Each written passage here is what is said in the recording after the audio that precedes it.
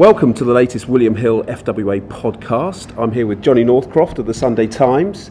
We're in Rapino, England's training camp, as it's been all the way through the tournament. Probably we still didn't expect to be here going into a semi-final with England with one eye on a final. I think we expected the removal men to be carting off the dartboard out there and dismantling the signage a long time before then. That's always part of covering an England tournament, actually. It's a ritual of when they dismantle the media centre. Sometimes that happens after a week, but it's great to still be here.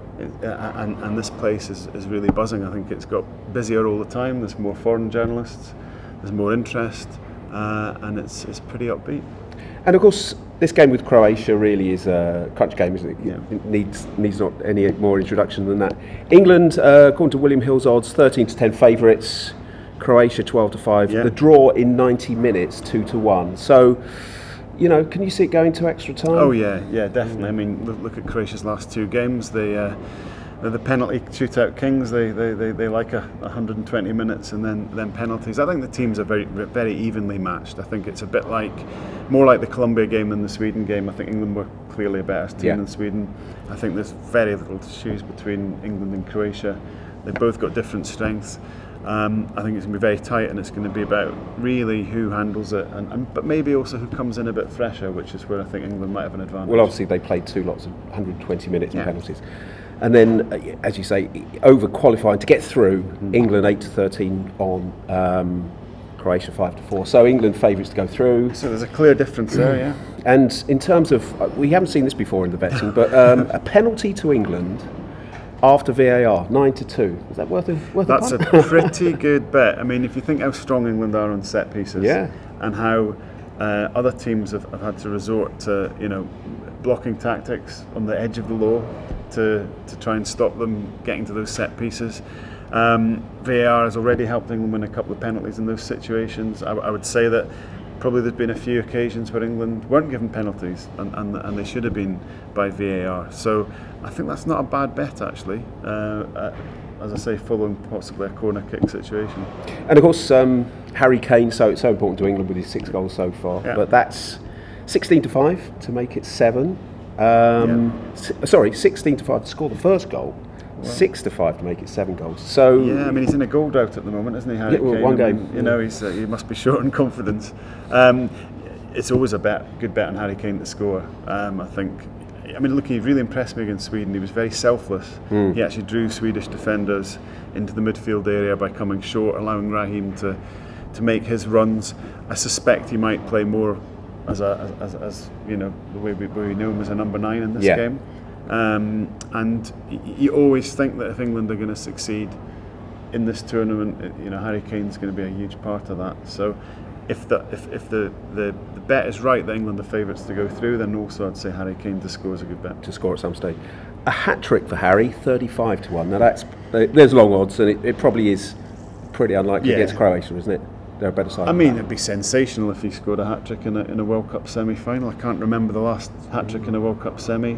Somebody might actually come up and tell me one of the Germans scored a hat-trick against Brazil, so maybe I'm completely wrong 4 years ago. But you're in dreamland if Harry Kane scores a hat-trick. I think Croatia are better than that. I don't think they'll concede 3 goals in the game. It'd be a big ask. It'd have to be quite a lot of VAR. And Raheem Sterling, you mentioned him earlier. He's done a lot of unselfish work. He's getting rightfully a lot of praise for the running he's doing and unsettling defences, but he hasn't scored yet. Now he's 14-5 to score against Croatia. Do you think he could break that duck, or is it not important that he does? No, look, let's not pretend it's not unimportant. I mean, he keeps getting in really good scoring positions, and I think as you get further in a tournament, you need to take your chances. That need grows greater and greater, so you'd hope that he would be able to finish one of them off. I think it'd be important for him personally. I think it's a confidence thing. I do. I think he's overthinking it. I think he's really desperate to score. He's doing so many things that are right, and then maybe just overthinking it a bit in that final touch. Where it's not massively important is that his primary role in the team, I think, is actually to create situations, and it's to open up defences via his running. I thought he was brilliant against Sweden. He's got an ability to come short, get the ball in midfield, draw people out that way, but he's also the best player in the team at penetrating, without the ball, running onto a through ball, because he's got that terrific pace and a real intelligence about how he times his runs. I know people back home have not always been behind him.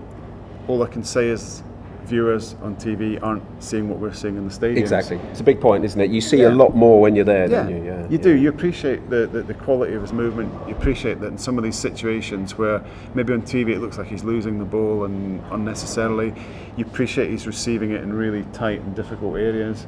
You can also see the quality of the runs to get him into the box, and if he's missing or making the wrong decisions, you're very well aware that he wouldn't be there in the first place were it not for his quality. So I get that not everything comes through on TV. All I can say is that I've been really impressed with him, particularly in the last game.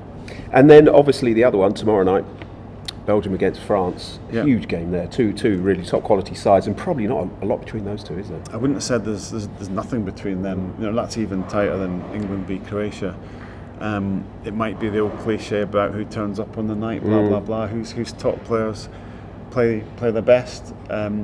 I've seen more of Belgium than I've seen of France, just because we've been travelling when French games have been on. What I have seen, they've looked pretty efficient, but it looked like they raised their performance level a notch in the quarterfinals.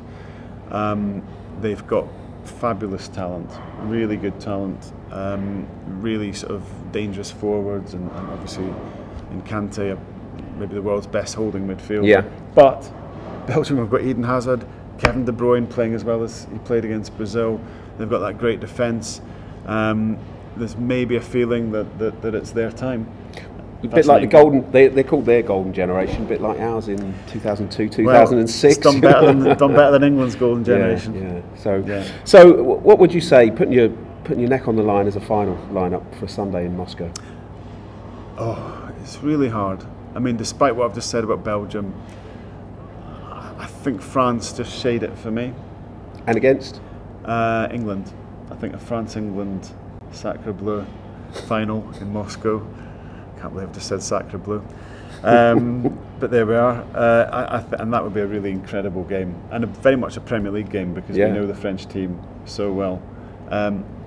Just to add, I think it would be better for England to play France as well than it would to play Belgium. It's all about styles. I just think England would be better equipped to deal with what France do than with Belgium.